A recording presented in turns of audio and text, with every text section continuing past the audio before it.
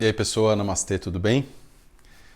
Um dos principais conceitos do yoga é Maya, que de uma forma bem simplista eu posso traduzir para você como ilusão. Os conceitos do yoga costumam ser bastante abstratos e quando a gente aprende acha tudo lindo, tudo maravilhoso, mas o que acontece é que fica tudo no plano da teoria. A gente não consegue aplicar isso na vida prática. Então acho importante trazer para você algumas reflexões sobre o que é e como se dá a percepção da realidade, para que você consiga viver com mais qualidade, sem tanta manipulação, que é o mais importante. Porque sem manipulação, você ganha liberdade. Então vamos lá. Em primeiro lugar, vamos falar sobre o yoga. O yoga, na verdade, tem uma posição bem radical em relação à percepção da realidade. Para ele, tudo aquilo que é manifesto, tudo que é do campo da matéria, do conceito, do samsara, tudo isso é ilusório. Se você está chegando agora e não sabe o que significa algo ser manifesto, vou tentar explicar de uma forma bem simples. Manifesto é tudo aquilo que tem forma. É tudo aquilo que nós percebemos através dos nossos 5 sentidos e através da nossa mente.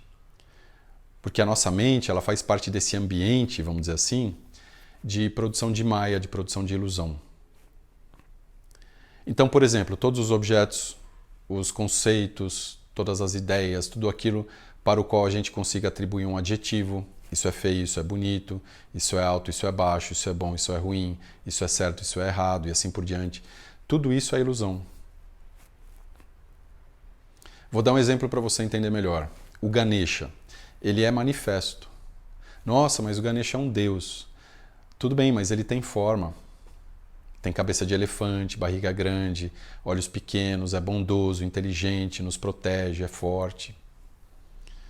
Ou seja, apesar de não existir corporeamente, porque ele é um conceito, ele é considerado manifesto, porque ele tem atributos. Um corpo, meu corpo físico, é manifesto. É calvo, tem olhos claros, usa barba. Um conceito, capitalismo, por exemplo, não é um objeto físico, mas é algo manifesto, porque ele tem forma, tem atributo. É um sistema econômico que reflete as relações entre as pessoas na sociedade. Ele é adjetivável, pode ser bom, ruim, justo, injusto. Então tudo aquilo que a gente no nosso dia a dia, no nosso senso comum, entende como realidade, para o yoga é ilusão, é Maya. E o que é realidade para o yoga? Tudo aquilo que é imanifesto, ou seja, tudo aquilo que não possui qualidades e que pode ser compreendido, não pode ser compreendido pela nossa mente porque a nossa mente é muito limitada. O imanifesto é a consciência pura, é o espírito livre da influência da matéria, é a consciência anterior ao julgamento. Ou seja, é algo tão abstrato que não pode nem mesmo ser conceitualizado. Porque qualquer coisa que a gente diga a respeito do imanifesto já transforma ele em algo manifesto. Então ele não pode ser explicado, não pode ser compreendido, só pode ser experimentado. Por isso que eu digo que é algo muito bonito na teoria, mas que não tem aplicação prática na nossa vida. Porque se tudo que é manifesto é ilusório, a nossa vida é uma grande ilusão. E no final das contas, para ser um yogi, eu teria que renunciar ao mundo, e eu não sei se isso é algo que faz sentido. Mesmo assim, eu acho que o yoga pode ajudar a gente a viver essa vida manifesta do jeito que ela é, com mais qualidade, de uma forma mais satisfatória. E eu vou chegar lá. Mas antes eu vou falar um pouco sobre a filosofia.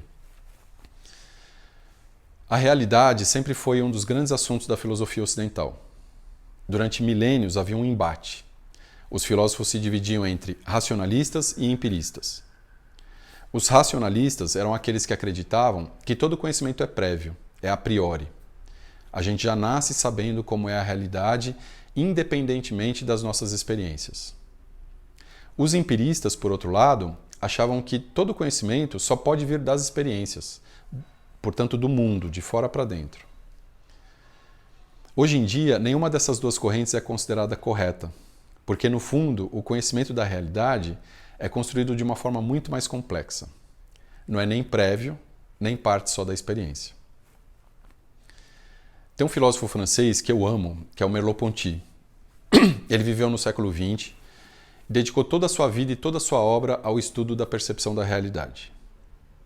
Em 1945, ele publicou um livro sensacional chamado A Fenomenologia da Percepção, em que ele diz que a percepção da realidade se dá em um campo, chamado campo fenomenal. Esse campo é composto pela pessoa que percebe, o percebedor, pelo ato da percepção e pela coisa percebida, além de um monte de outras coisas que eu vou falar daqui a pouco. Então, olha só, a primeira coisa que a gente tem que entender é que eu percebo a realidade através do meu corpo. E esse corpo está colocado no mundo em uma determinada posição, formando o que a gente chama de ponto de vista ou perspectiva. Essa perspectiva eu posso entender de duas formas. Em primeiro lugar, da forma espacial mesmo, ou seja, o meu corpo está aqui, nesse lugar, olhando para um objeto em outro lugar, e daqui de onde eu estou, eu só consigo ver um lado desse objeto. Mas eu também posso entender essa perspectiva do ponto de vista do meu corpo enquanto elemento social. Ou seja, se eu tenho um corpo masculino ou feminino, negro ou branco, alto ou baixo, gordo ou magro, LGBT ou hétero, rico ou pobre. Cada uma dessas qualidades vai me proporcionar um determinado ponto de vista a respeito das coisas. E é óbvio que corpos diferentes ocupam lugares diferentes no mundo e, portanto, enxergam a realidade de uma forma totalmente diversa. Então vamos lá, como que é a percepção da realidade a respeito de algo, como por exemplo preconceito, se existe ou não preconceito no Brasil. Se eu for um homem branco, rico e hétero, eu vou ter um ponto de vista. Agora, se eu for uma mulher negra, pobre, LGBT, com deficiência, eu vou ter outro. Porque a minha experiência vai ser totalmente diferente. Nesse exemplo, o homem pode acessar a realidade da mesma forma que a mulher? Não. A experiência dele vai ser diferente. Mas ele pode tentar descondicionar seu olhar, para conseguir ampliar a sua percepção e entender que o ponto de vista dele é atravessado por muitas camadas e por isso é um ponto de vista construído. E para melhorar a percepção da realidade, ele tem que fazer uma desconstrução. E essa desconstrução pode levar a vida inteira para ser feita. Mas se ela não for feita, ele vai acabar tendo uma visão egocêntrica do mundo. Ele vai passar a vida inteira vivendo dentro de uma bolha, sem contato com a realidade. Ou seja, em contato com a realidade apenas dele. Aliás, é importante a gente entender que não existe uma única realidade, uma única verdade. Cada um vive a sua própria realidade. E as nossas relações no mundo, elas são influenciadas pelos pontos em que a realidade que a gente construiu para a gente tangencia a realidade das outras pessoas. Quais são os pontos comuns?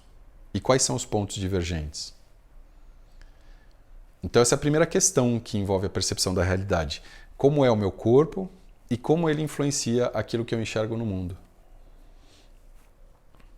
Agora, voltando à questão do campo fenomenal, eu tinha dito que ele é composto pelo percebedor, pela percepção e pelo objeto percebido. Mas muito mais do que isso, ele é composto também por uma série de outras coisas. Como, por exemplo, a história de vida da pessoa que percebe, a educação que essa pessoa assimilou durante a sua vida, seus traumas e medos, seus desejos e anseios, o que ela gosta, o que ela não gosta, o momento histórico em que ela vive, o país em que ela vive, qual é sua língua materna, quais são suas crenças, sua religião, seu estado de espírito no momento da percepção, seu foco. E também faz parte do campo fenomenal o comportamento das outras pessoas, daquelas que estão mais próximas. Porque a nossa percepção sofre influência da percepção das outras pessoas. Se todo mundo acha que Ferrari é um carro bonito, eu também tendo a achar que Ferrari é um carro bonito. Então olha só quanta coisa interfere na percepção da realidade. E por isso a gente nunca consegue perceber um objeto exatamente da forma como ele é. Se duas pessoas estiverem lado a lado observando o pôr do sol é exatamente o mesmo. Mas cada uma das duas pessoas vai perceber um evento totalmente diferente. É por isso que eu digo que a gente não percebe o mundo como ele é, a gente percebe o mundo como a gente é. A percepção da realidade é intermediada pelo nosso corpo e se forma dentro do nosso cérebro. Então, quando eu percebo um vaso, eu entro em contato não com o vaso em si, mas com a imagem que eu consigo construir do vaso na minha mente. E, obviamente, o vaso que eu consigo ver na minha mente é diferente do vaso que está lá fora. O vaso lá fora é um vaso, só isso. O vaso da minha mente está misturado com o meu corpo, minha história, minhas crenças. A cor do vaso, por exemplo. Nenhum objeto tem cor. O verde não existe na natureza. Ele existe somente na retina daquela pessoa que vê. O olho é uma ferramenta. E assim como o olho, a gente usa muitas outras ferramentas para perceber a realidade. Algumas naturais e outras tecnológicas. Quanto mais a ciência avança, maior é o nosso poder de percepção, porque os instrumentos se tornam mais capazes. Foi só com o avanço da tecnologia que o homem pôde perceber, por exemplo, que não é o Sol que gira em torno da Terra, mas sim o contrário, a Terra que gira em torno do Sol.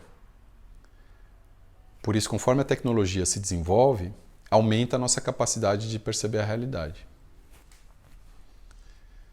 Bom, acabei dando uma volta aqui, falei sobre ciência, sobre filosofia, mas é importante amarrar tudo isso com yoga. Um ponto comum entre esses ramos, ciência, filosofia e yoga, é que todos eles mostram que o nosso olhar é condicionado. Então, no fundo, a gente não precisa fugir do mundo, fugir da vida para atingir o samadhi. A gente tem um corpo que está colocado no mundo e a partir do qual a gente tem as nossas experiências e está tudo bem.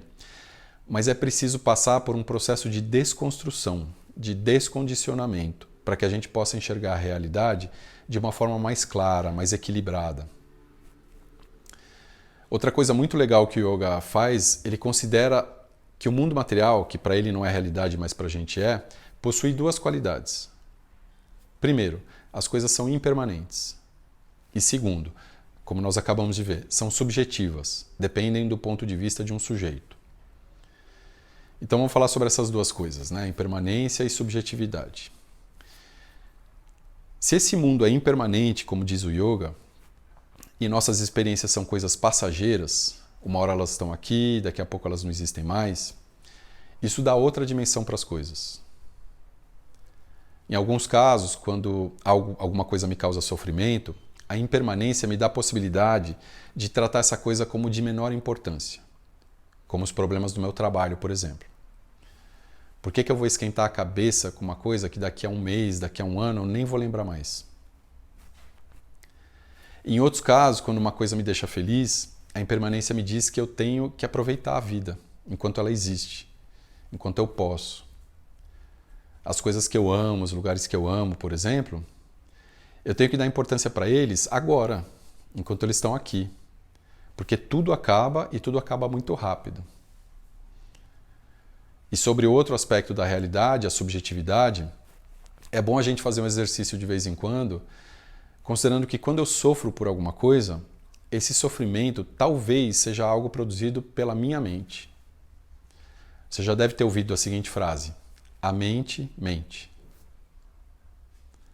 É bom a gente sempre se perguntar: meu sofrimento é real ou é um sofrimento que eu mesmo estou produzindo a partir das minhas crenças, dos meus hábitos, dos meus medos?